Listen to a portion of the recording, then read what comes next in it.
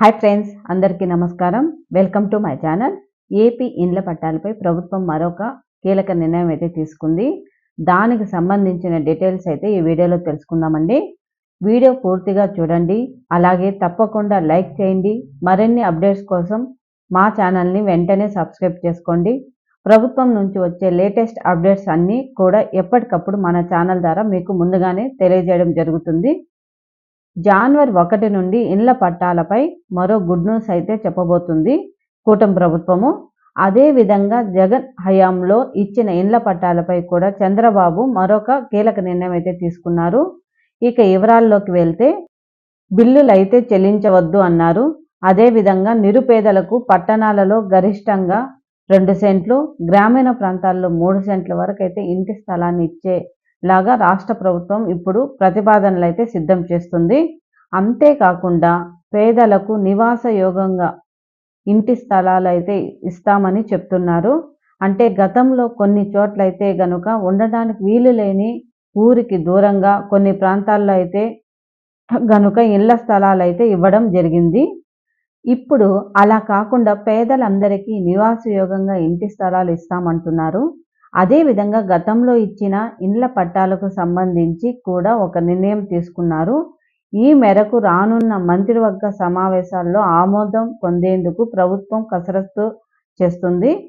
దారిద్ర్య రేఖకు దిగువన ఉన్న పేదలందరికీ ఉచితంగా ఇంటి స్థలాలు ఎంత విస్తీర్ణంలో ఉండాలి, అదేవిధంగా పంపిణీకి సంబంధించి మార్గదర్శకాలపై వారంలో అయితే నిర్ణయం తీసుకుంటారు. చాలా చోట్ల ఇంటి పట్టాలను ఇచ్చినప్పటికీ కూడా స్థలాలు చూపించలేదు. ఇలాంటి ఫిర్యాదులు అయితే ప్రభుత్వానికి ఇప్పటికీ గ్రామ రెవెన్యూ సదస్సుల ఇతర వేదికలలో వేల కొద్దీ అందుతూనే ఉన్నాయి. ఈ పరిస్థితుల్లో పట్టణాలలో గరిష్టంగా 2 సెంట్లు, గ్రామీణ ప్రాంతంలో 3 సెంట్ల చొప్పున ఇచ్చేందుకు ఇప్పుడు ప్రభుత్వం అయితే పరిశీలిస్తున్నారు. ఇండ్ల నిర్మాణానికి వీలున్న చోట తక్కువ స్థలం ఉంటే ఎక్కువ మంది లబ్ధిదారులకు టిట్కో G+3 ప్రయోజనాలు కల్పించడంపై ఆలోచిస్తున్నారు. వచ్చే నెలలోనే పెద్ద ఎత్తున చేపట్టే జన్మభూమి కార్యక్రమాలు ప్రారంభం నాటికి ఇంటి పట్టాలు పంపిణీ విధి విధానాలు అయితే గనుక రూపొందించనున్నారు. అంటే జనవరి నుంచి అమలయ్యే అవకాశం ఉంది.